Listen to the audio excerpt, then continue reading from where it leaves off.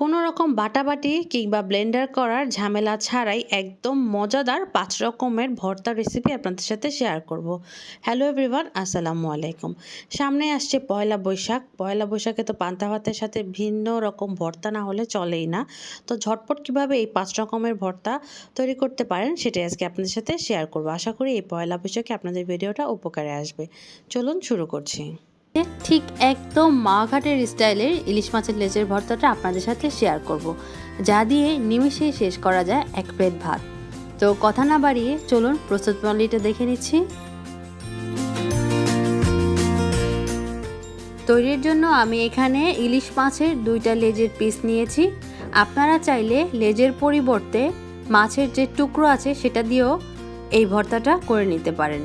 তো যেহেতু বিশেষত্বই লেজের ভর্তা, আমি লেজের ভর্তাটা লেজ দিয়েই করে নিচ্ছি। লেজগুলো 2টা মাছের লেজটা নিয়ে আমি এগুলোকে একটু কেচে নিচ্ছি যাতে করে ভালোভাবে ভাজা হয়। এখন এগুলোকে পরিষ্কার পানি দিয়ে ধুয়ে মশলা মাখিয়ে নিব। লবণ, হলুদ আর মরিচ দিয়ে বেশ ভালো করে মাখিয়ে নিব ভাজার জন্য।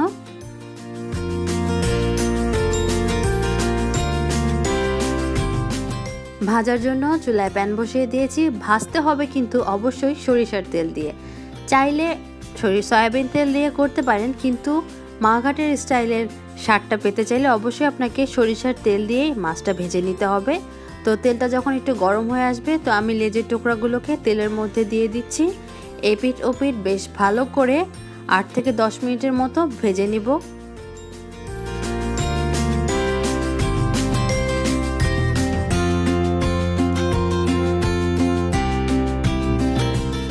ভাজা কমপ্লিট হয়ে গেছে, এখন লেজগুলোকে তুলে নেওয়ার পালা।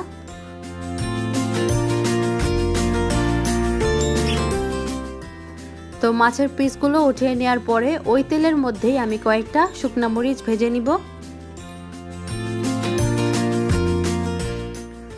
এখন মাছগুলোকে আস্তে আস্তে কাটা ছাড়িয়ে নেওয়ার পালা। এই প্রসেসটা একটু সময় লাগবে, আর এই প্রসেসটাই একটু ভালো করে নিতে হবে।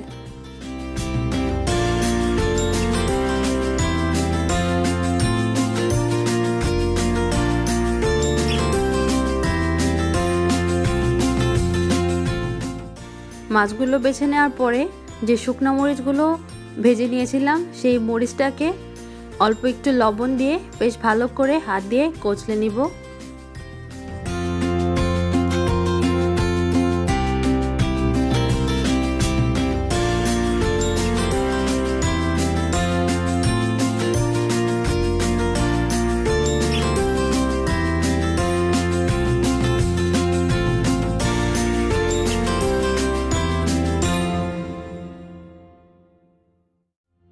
এর সাথে এখন দিয়ে দিব হচ্ছে 3টা বড় সাইজের পেঁয়াজের কুচি। লেজের ভর্তায় কিন্তু পেঁয়াজের পরিমাণটা একটু বেশি দেওয়ার ট্রাই করবেন, এতে আরও বেশি পরিমাণ মজা লাগে। পেঁয়াজটা কচলে নেওয়ার জন্য আমি আরও একটু পরিমাণ লবণ অ্যাড করে নিলাম। হাত দিয়ে বেশ ভালো করে এগুলোকে কচলে নিচ্ছি। দিয়ে কচলে নেওয়ার পরে যে তেল দিয়ে মাছটা ভেজেছিলাম সেই তেলটাই এর মধ্যে অ্যাড করে দিলাম। তারপরে আরও একটু মাখিয়ে নিব।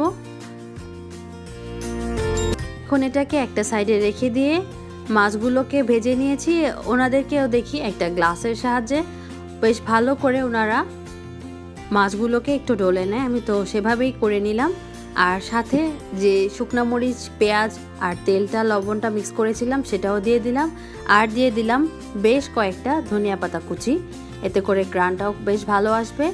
তো আমি এখন সবগুলোকে আলতোভাবে মিক্স করে নিচ্ছি। যারা কাঁচা পেঁয়াজটা পছন্দ করেন না তারা চাইলে তেলের মধ্যে হালকাভাবে একটু পেঁয়াজটা ভেজে তারপরে এই ভর্তাটা বানিয়ে নিতে পারেন। তৈরি হয়ে গেল মজাদার ইলিশ মাছের লেজের ভর্তা। এখন শেয়ার করব মজাদার টমেটোর ভর্তার রেসিপি। আমি এখন টমেটো নিয়ে নিলাম। 4টা টমেটো আমি নিয়ে নিব। টমেটোগুলোকে বেশ ভালো করে পরিষ্কার পানি দিয়ে 2-3 বার আমি এটাকে প্রথমে ধুয়ে নিব। আর 4টা টমেটো যেহেতু বড় সাইজের ছিল এই জন্য 4টা নিয়েছি, ছোট হলে আপনারা আরও বেশিও নিতে পারেন। তো টমেটোকে এখন আমি কেটে নিব। মাছ বরাবর কেটে, যেহেতু একটু বড় সাইজ ছিল তো এটাকে আমি আরও একটা টুকরা করে নিব। যেটা ছোট থাকবে সেটা আর একটা টুকরা করতে হবে না, শুধু একটা করলেই হবে। ঠিক হচ্ছে এরকম করে এভাবে করে কেটে নিলেই হয়ে যাবে। তো এখন টমেটোগুলোকে আমি সুন্দর করে কেটে ফেলেছি। তারপরে এটা চলে যাব হচ্ছে ভর্তা বানানোর জন্য। প্রথমে একটা প্যান বসিয়ে দিলাম চুলায়, আর তার মধ্যে ইউজ করছি সরিষার তেল। যে কোনো ভর্তা সরিষার তেল ইউজ করলে দেখবেন এটার স্বাদটা কিন্তু অনেকটাই বেড়ে যায়। তো সরিষার তেলটা দেওয়ার পরে তেলটা একটু গরম হয়ে আসলে এর মধ্যে আমি প্রথমে কিছু শুকনো মরিচ ভেজে নিব। ঝালটা আপনারা আপনাদের পছন্দ অনুযায়ী দিবেন। ভর্তা একটু ঝালঝাল হলে কিন্তু বেশ ভালো লাগে। তো বেশ কিছু শুকনো মরিচটাকে আমি প্রথমে তেলের মধ্যে ভেজে নিব। এরকম একটা কালার চলে আসলে এখন আমি এটাকে নামিয়ে নেব। আর এই তেলের মধ্যে যে টমেটোগুলো হচ্ছে আমি কেটে রেখেছিলাম সেগুলো দিয়ে দিব। চেষ্টা করবেন ঠিক এরকম করে উপর করে দিতে, এতে করে পিলটা আপনার আউট করতে সুবিধা হবে। তো এভাবে করে আমি সবগুলো টমেটো দিয়ে দিচ্ছি।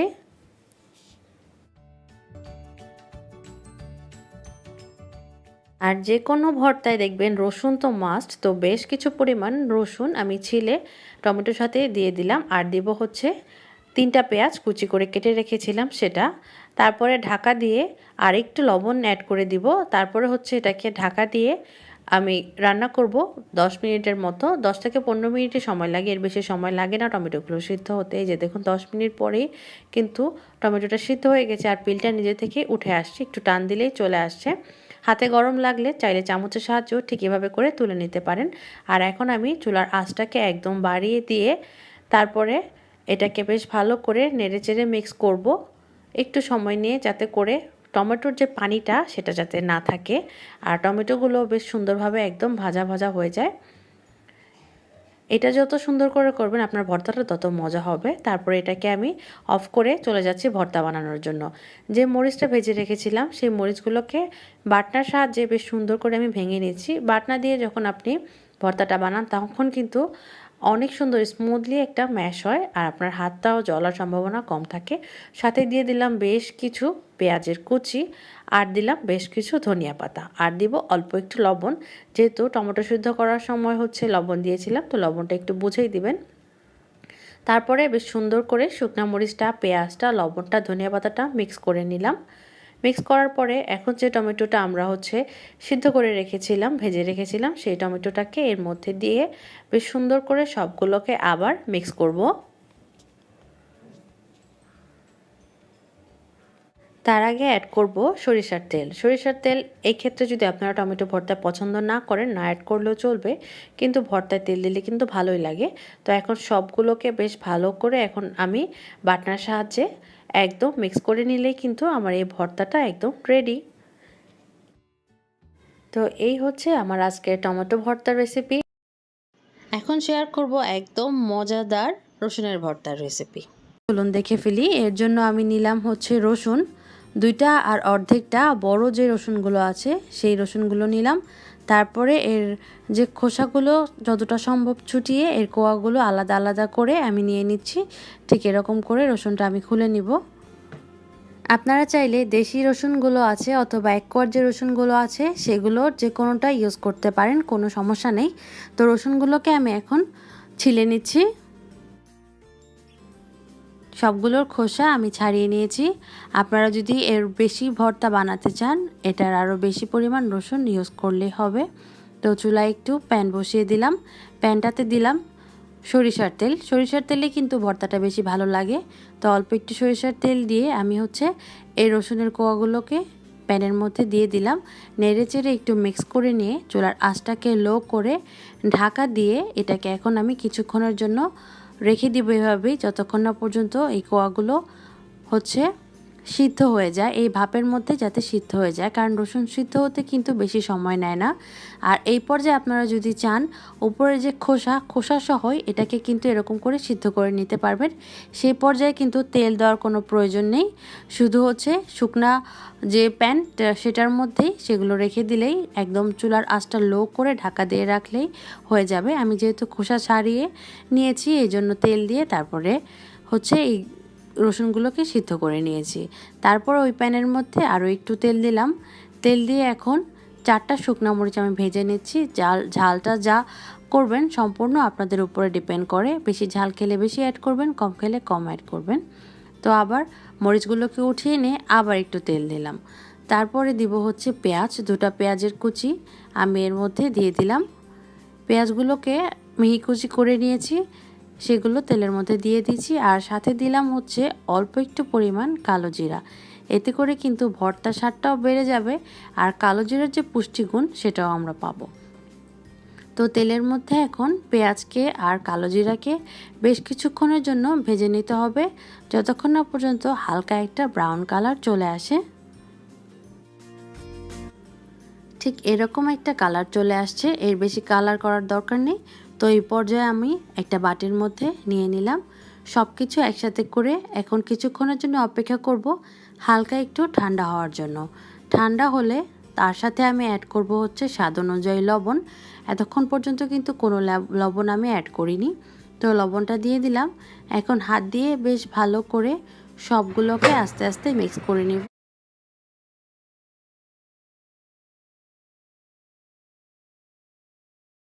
ভর্তাটা কিন্তু বানিয়ে নিয়েছি, সাথে এখন এর স্বাদটা আরও একটু বাড়ানোর জন্য আরও একটু পরিমাণ সরিষার তেল দিয়ে দিব। আপনারা সরিষার তেল কম পছন্দ করলে পরবর্তীতে আর না অ্যাড করলেও কিন্তু হয়ে যাবে। তো এই মজাদার রসুনের ভর্তাটা কিন্তু খুব অল্প সময়ে ঝটপট রেডি করে ফেলা যায়। তার সাথে চিকেন ভর্তাটা মাত্র 1 পিস চিকেন দিয়ে কীভাবে তৈরি করেছি চলুন দেখে ফেলি। তো প্রথমে যে ব্রেস্টের পিসটাকে দেখিয়েছিলাম সেটাকে ছোট ছোট করে কেটে নিয়েছি। কেটে ধুয়ে তারপরে একটু পানি ঝরিয়ে নিয়েছি, সাথে দিলাম হচ্ছে লবণ, আর দিলাম অল্প একটু পরিমাণ বারবিকিউ মশলা। এটা বাসায় থাকলে অবশ্যই দেওয়ার চেষ্টা করবেন, টেস্টটা অনেক বেড়ে যায়। না থাকলে স্কিপ করে দিতে পারেন। সাথে এখন দেব বাসায় যে রেগুলার মশলাগুলো থাকে সেগুলো অল্প অল্প করে, যার মধ্যে রয়েছে হলুদের গুঁড়া, মরিচের গুঁড়া, জিরা গুঁড়া, ধনিয়া গুঁড়া, সেই সাথে গরম মশলা গুঁড়া। সবগুলো উপাদানে খুবই অল্প অল্প করে দিয়ে দিলাম। দিয়ে এখন হাতের সাহায্যে বেশ ভালো করে মাখিয়ে নেব, যাতে প্রতিটা পিসের গায়ে হচ্ছে মশলাটা যায়। তারপরে 5 মিনিটের জন্য এটাকে রেস্টে রেখে দিয়েছিলাম। 5 মিনিট পরে একটা প্যানের মধ্যে দিলাম সরিষার তেল। তেলটা যখন একটু গরম হয়ে যাবে সেই পর্যায়ে ম্যারিনেট করে রাখা চিকেনগুলোকে উল্টিয়ে পাল্টিয়ে একটু কিছুক্ষণ ভেজে নিব। ভাজার পরে হাফ কাপের মতো পানি দিয়ে দিচ্ছি, যাতে করে চিকেনটা বেশ সুন্দর করে হচ্ছে সিদ্ধ হয়ে যায়। যেহেতু এটা সোনালী মুরগির ব্রেস্টের পিস ছিল, এটা ব্রয়লার হলে আরও আগে সিদ্ধ হয়ে যেত, আর একটু কম পানি দিলেও চলতো। তো এখন মোটামুটি পানিটাও টেনে নিয়েছে, আর চেক করে দেখলাম চিকেনগুলো সিদ্ধ হয়ে গেছে। তো এখন উল্টে পাল্টিয়ে একটু নাড়াচাড়া দিয়ে আরও একটু পানি আছে সেটুকু টানিয়ে নেওয়ার জন্য চুলার আঁচটাকে এখন একদম হাই করে দিব। হাই করে দিয়ে যাতে করে কোনো পানি না থাকে, আর তেলের মধ্যেই হচ্ছে চিকেনটাকে সুন্দর করে একটু ভাজা ভাজা করে নিয়ে নিলাম। এখন চিকেনের কালারটা দেখেই বোঝা যাচ্ছে চিকেনটা সিদ্ধ হয়ে গেছে, অনেকটাই কমে আসছে। এখন আমি একটা প্লেটের মধ্যে হচ্ছে চিকেনের পিসগুলোকে তুলে নিয়ে নিই। তো একে একে চিকেনটা তুলে নেওয়ার পরে ওই তেলের মধ্যেই আমি এখন ভাজবো হচ্ছে প্রথমে দিব হচ্ছে শুকনো মরিচ। ঝালটা আপনাদের পছন্দ অনুযায়ী কম বেশি করে আপনারা দিতে পারেন। শুকনো মরিচের সাথে কাঁচামরিচ দিয়েছি, যে কোনো একটা মরিচ দিয়েও করা যায়, কোনো সমস্যা নেই। তো কাঁচামরিচটা যেহেতু ফুটে অনেক বেশি, তো ভাজার সময় একটু সাবধানে ভাজতে হবে যাতে করে শরীরে ছিটা না আসে। তো শুকনো মরিচ আর হচ্ছে কাঁচামরিচটা 2-3 মিনিটের মতো সময় নিয়ে তেলের মধ্যে একটু আলতোভাবে নাড়াচাড়া দিয়ে হচ্ছে আমি ভেজে তুলে নিয়ে নিলাম। প্রথমে কাঁচামরিচগুলো তুলে নিচ্ছি, আর শুকনো মরিচটাকে আরও একটু কালার করে তারপরে এভাবে করে আমি একই প্লেটের মধ্যে উঠিয়ে নিয়ে নিব। আর ওই তেলের মধ্যে এখন দিব হচ্ছে পেঁয়াজ আমি এখানে টোটাল অ্যাড করেছি হচ্ছে প্রায় 1 কাপের মতোই, একটু কুচি করে কেটে নিয়েছি। আর সাথে দিব হচ্ছে রসুনও কুচি করে রেখেছিলাম, সেটাও দিয়ে দিলাম। তারপরে একসাথে করে এখন পেঁয়াজ আর রসুনটাকে আমি অনেকক্ষণ সময় নিয়ে একটু কালার আসা পর্যন্ত ভেজে। তো আজকের ভর্তাটা আমি তৈরি করব বাটনাতে, এই জন্য আমি 3 পিস শুকনো মরিচ নিয়ে বাটনার মধ্যে একটু এটাকে শুকনো মরিচটাকে ভেঙে নিচ্ছি। চাইলে পাটাপুতাতেও করতে পারেন, ব্লেন্ডারেও করতে পারেন, কিন্তু আমার কাছে মনে হয় চিকেনেরটা একটু আস্তে আস্তে ঝুরা ঝুরা ভর্তা হলে খেতে বেশি ভালো লাগে, সেই জন্য আমি বাটনাতেই তৈরি করে থাকি। শুকনো মরিচ, কাঁচামরিচ, লবণ একসাথে করে ভালো করে একটু প্রথমে ভেঙে নিব। ঠিক এভাবেই দেখে আশা করি বুঝতে পারছেন। তার মধ্যে যে চিকেনটা ভেজে রেখেছিলাম সেগুলো দিয়ে চিকেনগুলোকেও একদম সুন্দর করে ভেঙে নিব। যেহেতু ভালোভাবে সিদ্ধ করা, বেশি একটা সময় লাগবে না, আলতোভাবে একটু মিক্স করলেই চিকেনগুলো সুন্দরভাবে খুলে যাবে। তো চিকেনের পরে এখন অ্যাড করে দেব হচ্ছে যে পেঁয়াজ আর রসুনটা হচ্ছে ভেজে রেখেছিলাম সেটা দিয়ে আবার একটু সময় নিয়ে এগুলোকে মিক্স করতে হবে। সুন্দর মিহি হয়ে গেছে। এই পর্যায়ে দিব হচ্ছে কুচি করে কেটে রাখা ধনিয়া পাতা।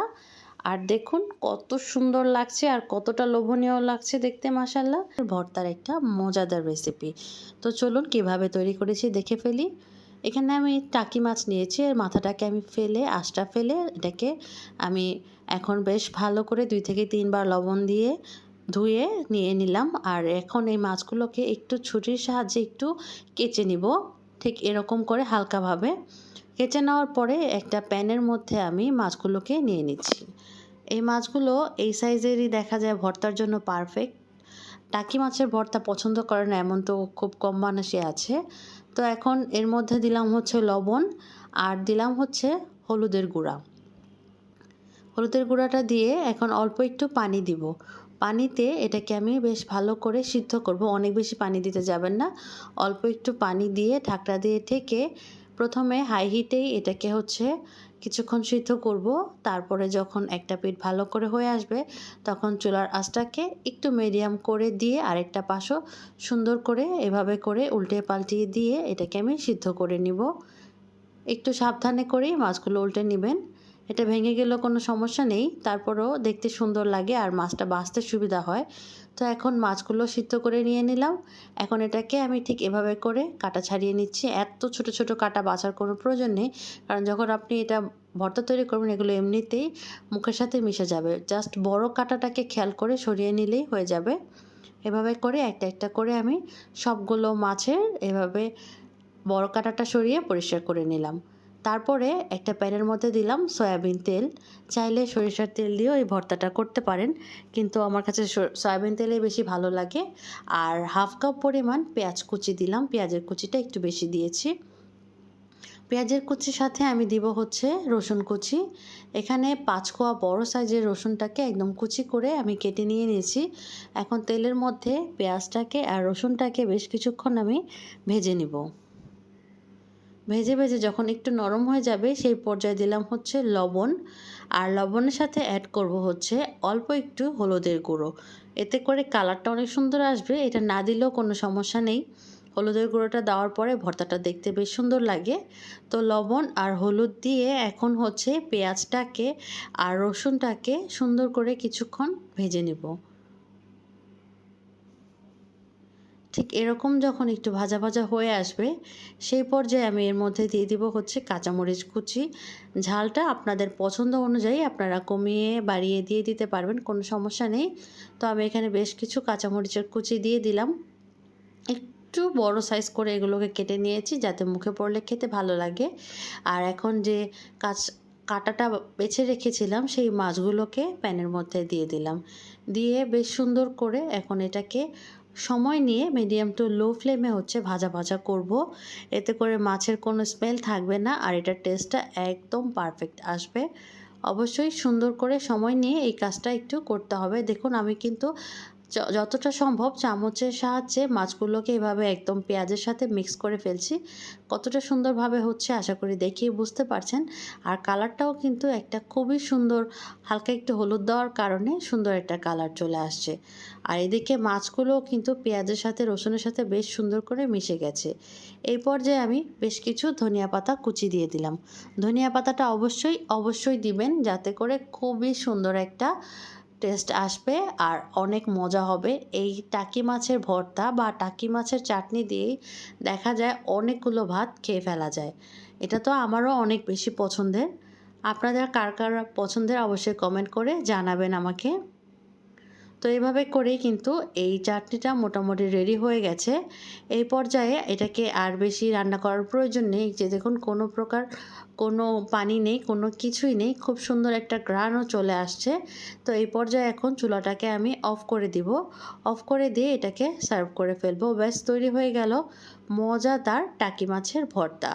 আশা করি ভিডিওটা আপনাদের উপকারে আসবে। সবাই অনেক অনেক ভালো থাকবেন, সুস্থ থাকবেন। আজকের মতো এখানেই শেষ করে দিচ্ছি। নতুন ভিডিওতে দেখা হবে। আল্লাহ হাফেজ।